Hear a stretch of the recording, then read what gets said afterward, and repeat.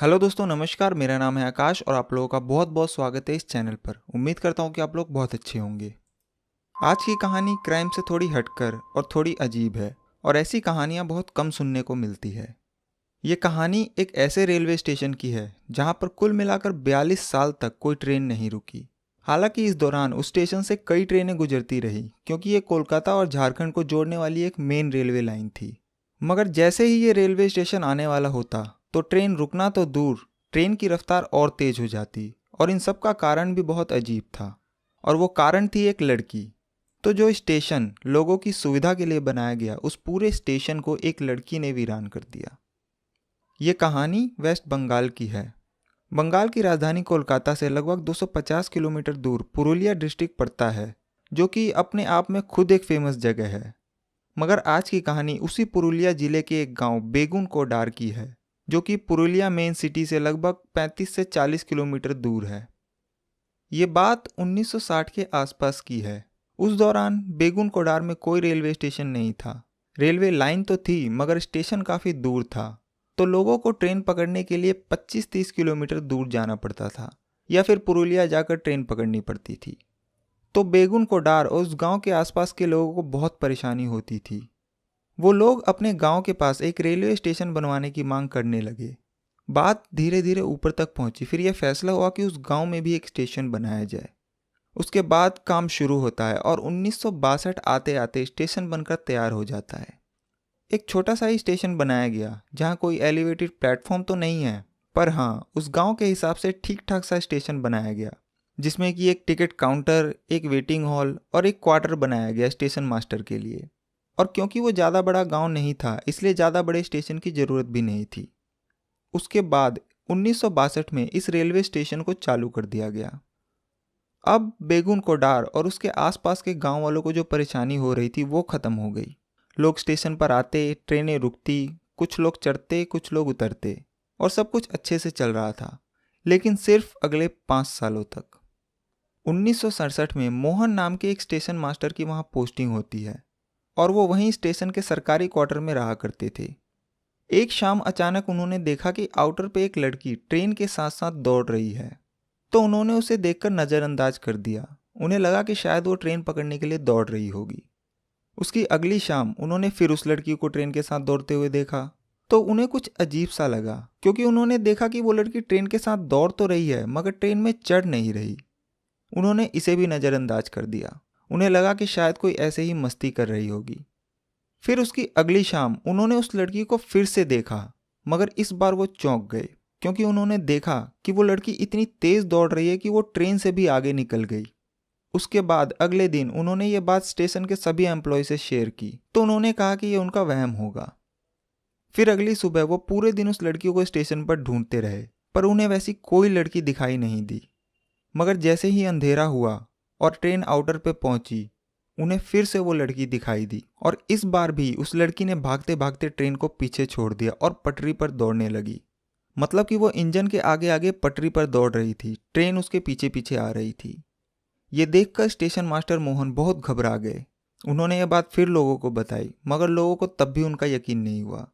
फिर वो station master बीमार हो गया और कुछ दिनों बाद उसकी मौत हो गई। यहाँ से ये बात लोगों में फैलने लगी, मगर फिर भी सब कुछ चलता रहा। उसके बाद दूसरा स्टेशन मास्टर आता है और वो भी ठीक वही बात सबको बताता है। वो कहता है कि जब तक कोई ट्रेन नहीं आती तब तक वो लड़की दिखाई नहीं देती, पर जैसे ही ट्रेन आती वो अचानक उसके साथ दौड़ने लगती।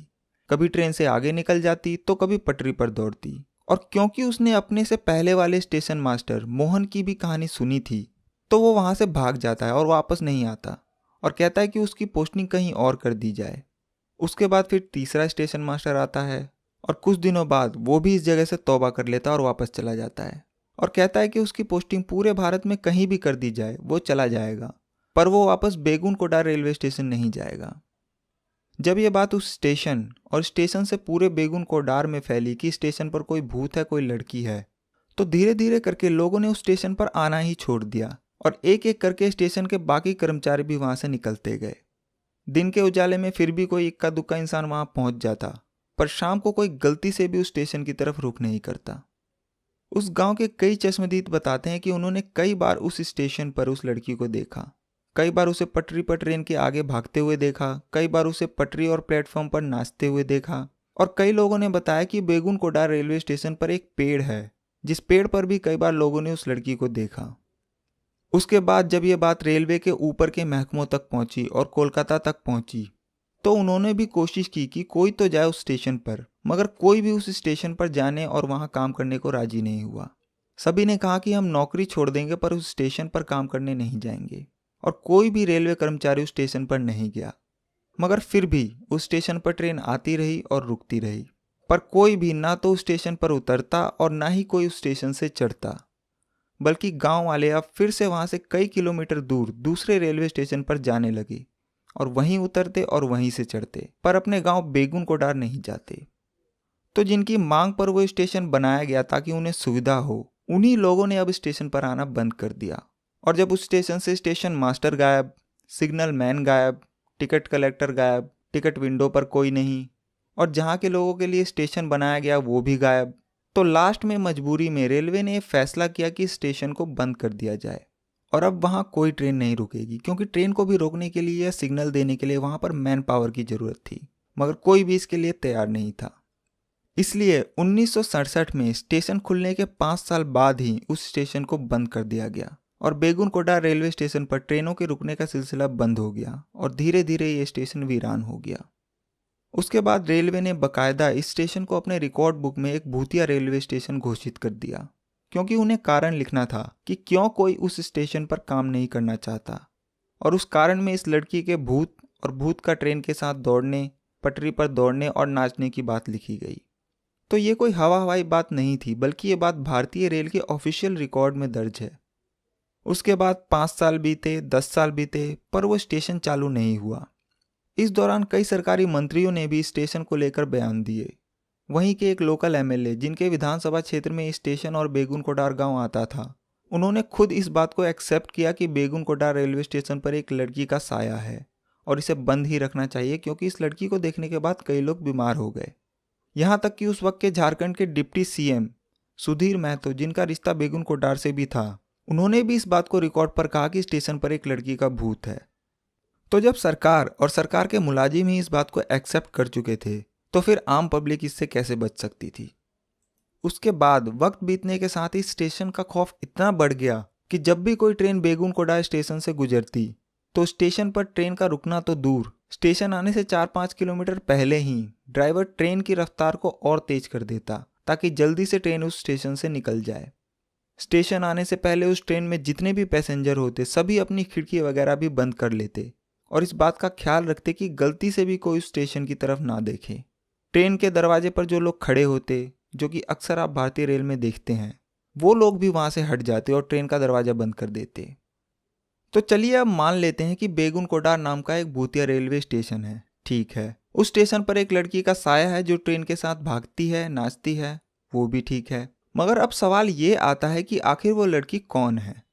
तो इस सवाल को लेकर आप बेगुनकोडार के किसी भी लोकल शख्स के पास चले जाइए, हर एक आदमी से आपको एक ही जवाब मिलेगा कि आउटर पर एक लड़की की ट्रेन के नीचे आने से मौत हो गई थी और उसकी ही आत्मा तब से वहां भटक रही है।